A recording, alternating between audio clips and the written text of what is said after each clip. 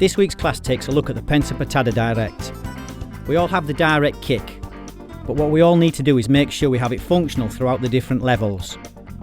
Developing all-round fighting skills is a big project, as we enter into the infinite arena of no limits.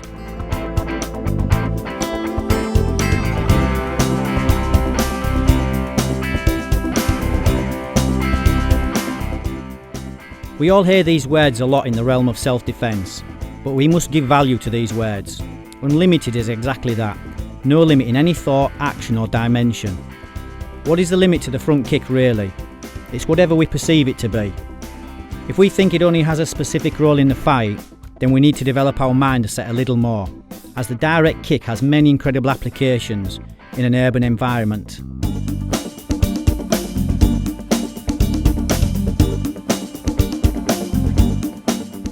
The diagonal kick opens up an interesting door of study.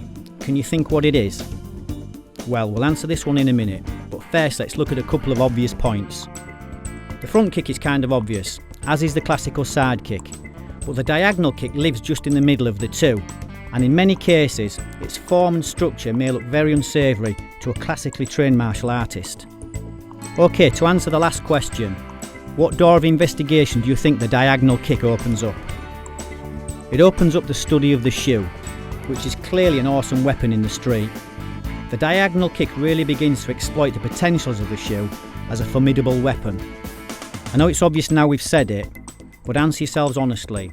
Have you ever really studied the functionality of different footwear in your daily training? We walk around in them all day, so clearly we need to study them.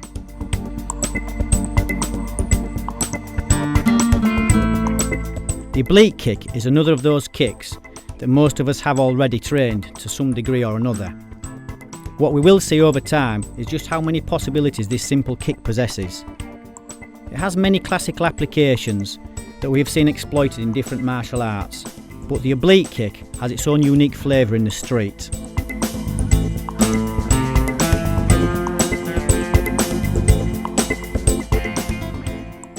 But before we start looking at other possibilities within the oblique, we need to first make sure we have it operational in different levels.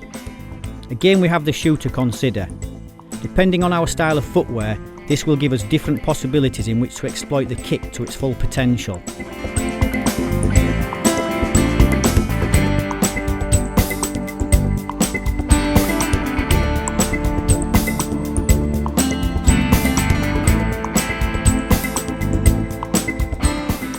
Now we isolate the kick in the high line.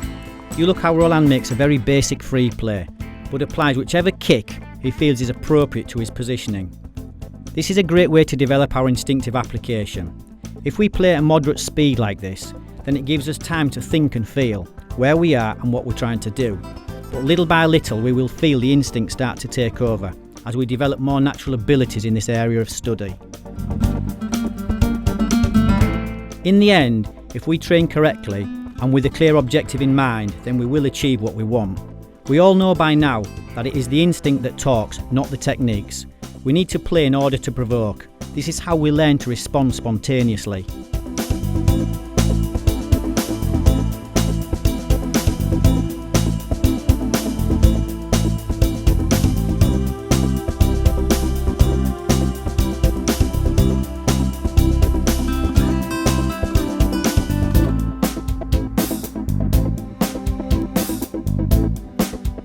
Playing around with the kicks is the same as the punches, or any other weapon for that matter.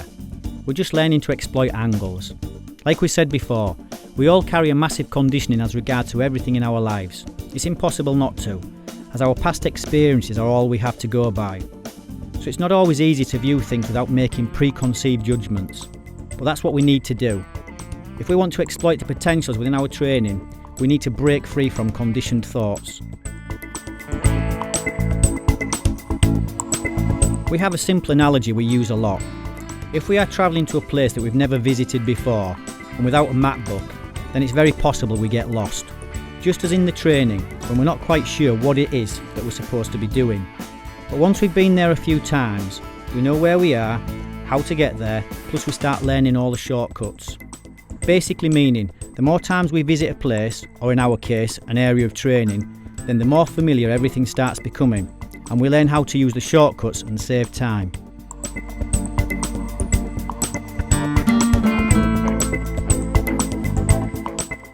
We have found over the years that many people studying self-defence are unwilling to look or even consider the fact that there may be new or improved ways of doing something.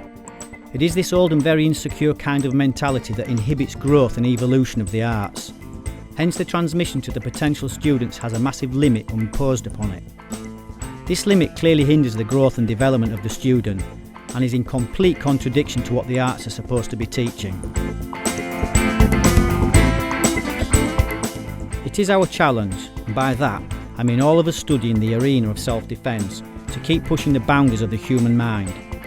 Creativity is the fuel of evolution, and we humans are incredibly effective at adapting and evolving. If we just apply our natural abilities to our study of the arts, then we will find and discover many new and incredible things that many people can't see, and the only reason they can't see them is because they don't want to.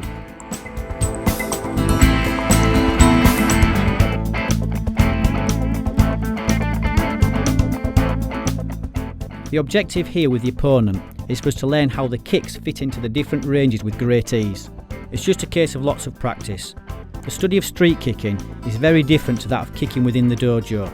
There are so many different factors to take into consideration.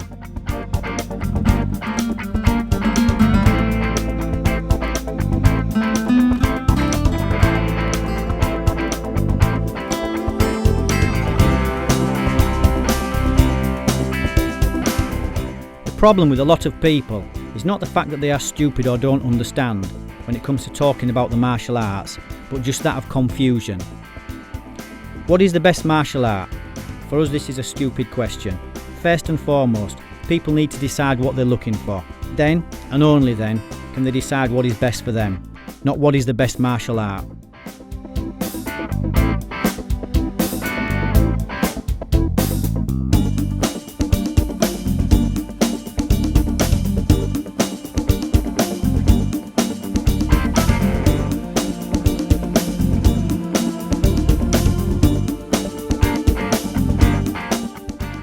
People quite often say to us, KFM looks a bit like this martial art, or a bit like that martial art. We always say, KFM looks like nothing, it looks like everything. And what do we mean by that one? Well, you decide. A question, which martial art or style invented the front kick? Not sure? Okay, which martial art invented the elbow? Can you see where this is going?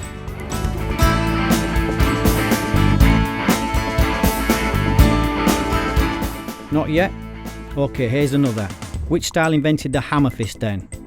Now you've got it. That's right, none of them. It's just what the human does instinctively. Just watch a young child with no martial arts training whatsoever. What do? Kick you in the shin, foot stomp you, hammer fist you, scratch you, bite you, and if that's not enough, they round it all off with a headbutt to the groin. Not bad for somebody with no martial arts training, eh?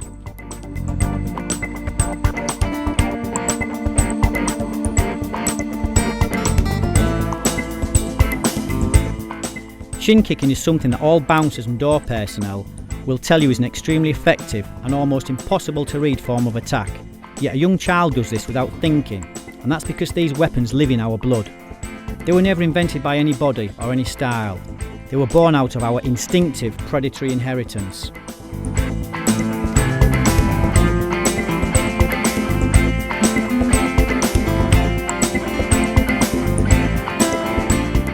We need to understand about our predatory inheritance. The martial arts has become lost in some aspects of its transmission, and this is one of them.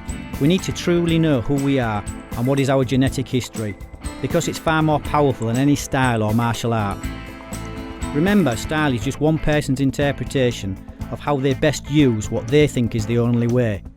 Each and every one of us possesses the most incredible genetic history within our blood. This is the part we need to cultivate.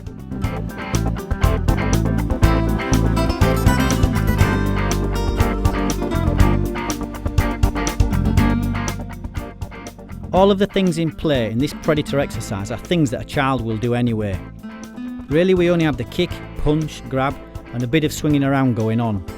Obviously we are developing them to a much higher level, but all of these actions come from within, and not from what one person dictates to us what he thinks is best.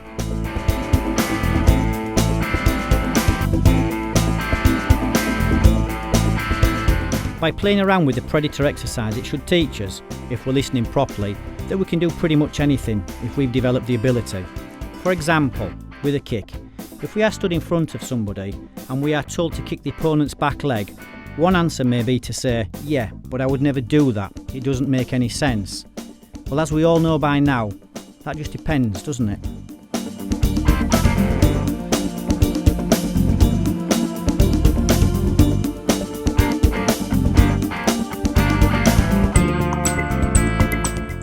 Another thing that we will feel inside the predator exercise is how the concept of left lead and right lead disappears. It just becomes an arm or a leg, and if we can touch it, then it means we can destroy it. That's all that matters really. Can we destroy the attack? Obviously many attributes come into play, but they are only the consequence of our persistent training.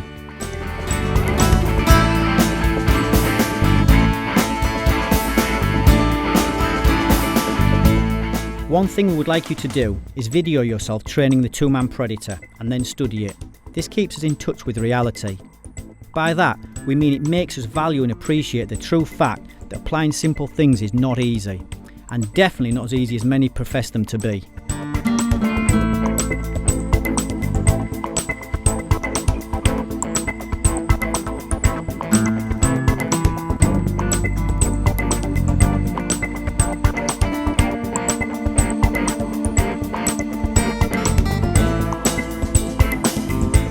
The video camera is a great training aid as it reflects the truth. It also helps us to see things from a different perspective.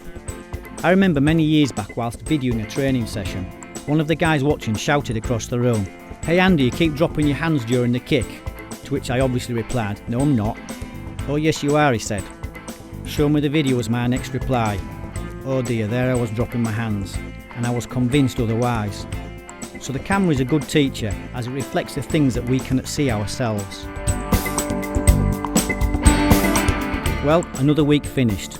Hopefully across the next days we should have a bit of fun with the kick inside the two-man predator drill. If we absorb the fact that the kick can operate in all ranges, then we have done well. It means we are letting go of preset thoughts of how the kick should be used. Because remember, we can use it however we want, only we need to develop the functionality of our findings. Till next week, have fun.